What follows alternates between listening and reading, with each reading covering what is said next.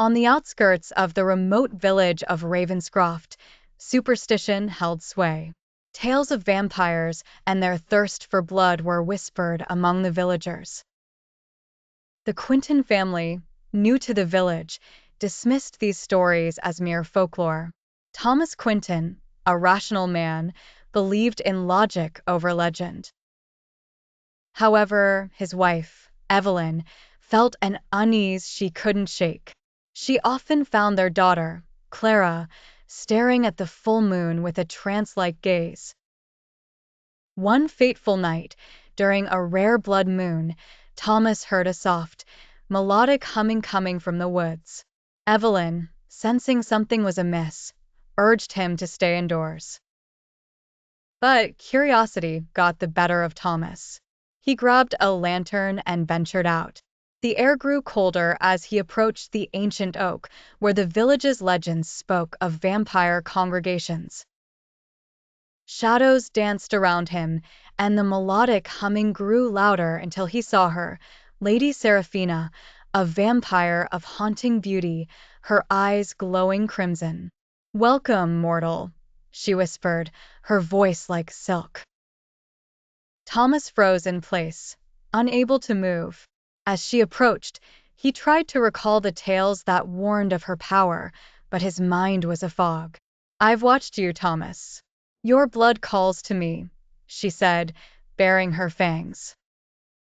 Just as she was about to strike, a sudden flash of light cut through the darkness.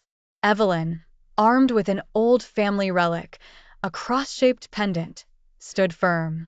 "Stay away from my husband," she shouted, the pendant glowing as it repelled the vampire.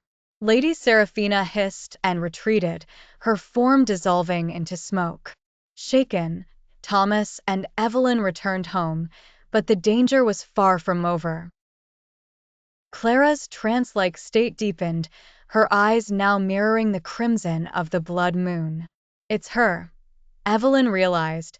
"Lady Seraphina has marked Clara." With time running out, the Quintons sought the help of Father Donovan, the village priest known for his knowledge of the supernatural. "Only the destruction of the vampire can lift the curse," he informed them. Armed with holy water and their pendant, the Quintons, alongside Father Donovan, ventured once more to the ancient oak. The blood moon bathed the forest in a sinister glow. Lady Seraphina awaited them, her laughter echoing in the night. A fierce battle ensued. Splashes of holy water sizzled on the vampire's skin, and the pendant's light grew blinding. In a final act of desperation, Evelyn lunged at Seraphina, plunging the pendant into her heart. With a blood-curdling scream, Seraphina burst into flames and disintegrated into ash.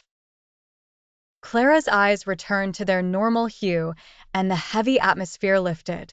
Ravenscroft was safe once more, but the Quintons knew that the memory of that blood moon would forever haunt them.